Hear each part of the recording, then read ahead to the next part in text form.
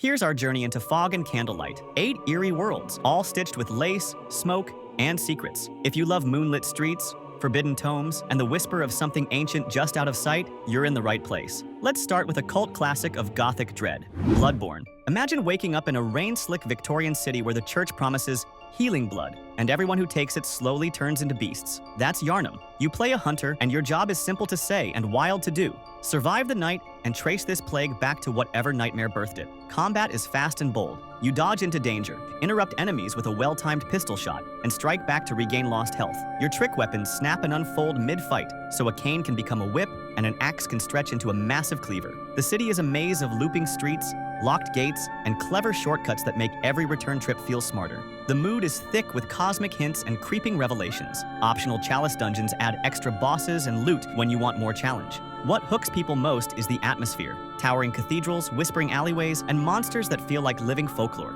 It's brutal, yes, but once it clicks, the hunt becomes addictive in the best, most goosebump-raising way.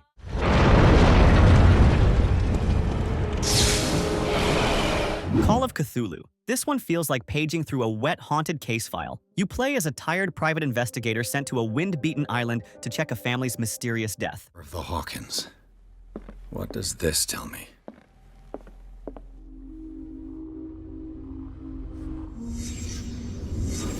Moment to moment, you poke around creaky rooms, turn objects in your hands, read notes, and connect simple clues. You question locals, pick dialogue options, and use your skills to notice things others miss. Sometimes you quietly slip past guards or creatures instead of fighting, because staying unseen is usually smarter than being brave. The hook is that your sanity matters. The more you look into forbidden books and strange symbols, the more your mind bends, opening new insights while making the world look off. It's not hard to follow, and the game clearly points you from lead to lead without holding your hand too tightly. What makes it fun is that steady drip of aha moments as the normal and the unnatural start to overlap. If you want a story-first mystery with a salty Lovecraftian flavor, this is a great moody night in. If you don't kill me, he will. My poor friend, I fear your mind is lost forever. Sherlock Holmes, The Awakened, 2023 remake. Think classic detective work pulled into shadowy myth. You play as Sherlock with Watson at your side, chasing missing people and a cult that whispers about something ancient. The core loop is satisfying and clear. You explore scenes, inspect objects, and add them to an evidence board.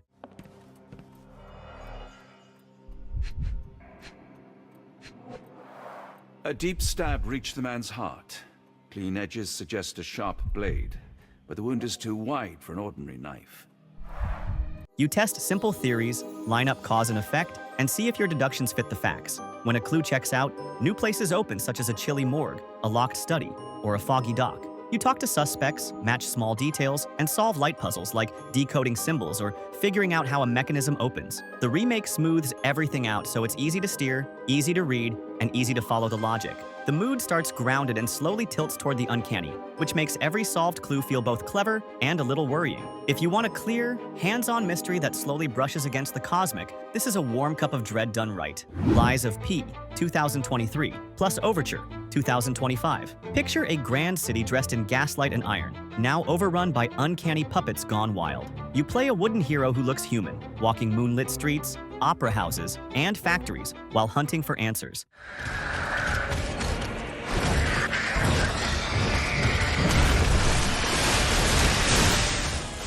The action is tight and skill-based. You block at the last moment, sidestep danger, and strike when there's an opening. Your weapon isn't just a sword. Instead, you mix blades and handles to build your own style, and your mechanical arm swaps in handy tools like grapples and blasts. Between fights, you can explore, unlock shortcuts, meet strange allies, and choose what to say. Telling the truth or lying can open quests, close doors, and nudge the story's fate. The tone drips with Belle Epoque elegance and a pinch of fairy tale dread.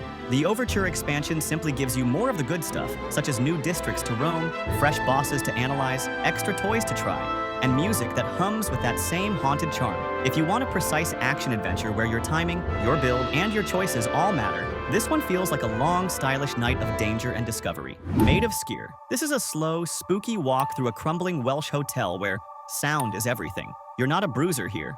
You're careful. You explore candlelit corridors, peek into guest rooms, and read notes that hint at a broken family and an old folktale gone wrong.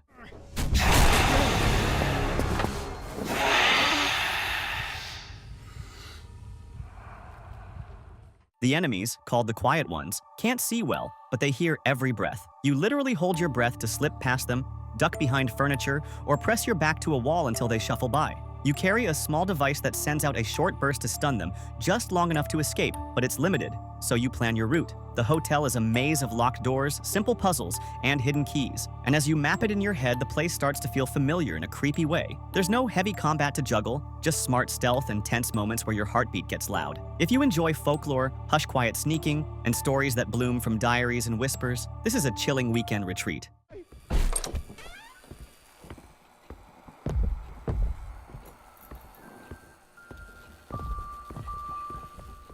The Sinking City Remastered. Welcome to Oakmont, a half-drowned city where superstition is stronger than streetlights. You're a private detective with bad dreams and a notebook full of leads.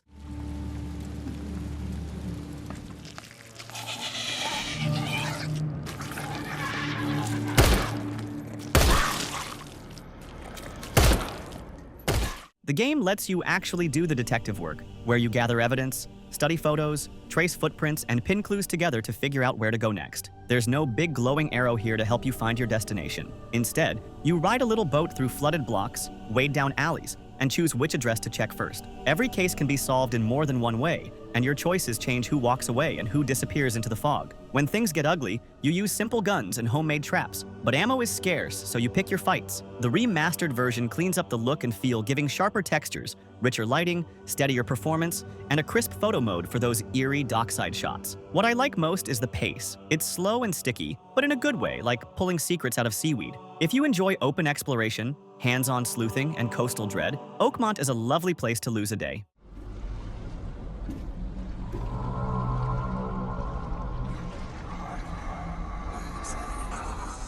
The Sinking City 2.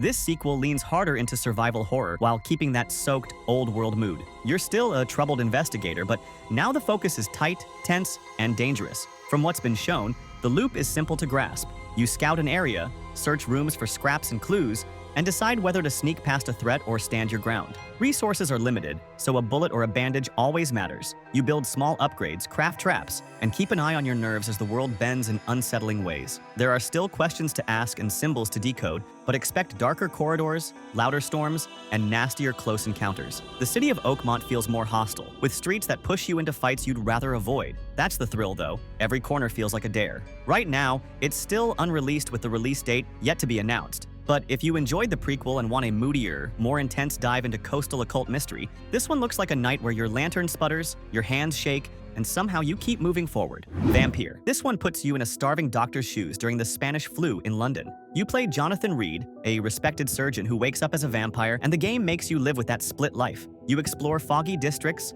talk to citizens, read their letters, and learn their secrets. Every person has a backstory, and you can cure their illnesses, help with side quests, and build trust. Here's the twist. If you embrace someone, you gain a huge burst of power, but the neighborhood gets sicker and more dangerous. So you're always asking yourself, do I help this city or feed on it? Combat is punchy and easy to understand. You swing melee weapons, fire a pistol, and use vampire skills like quick dashes, shadow claws, and blood spears.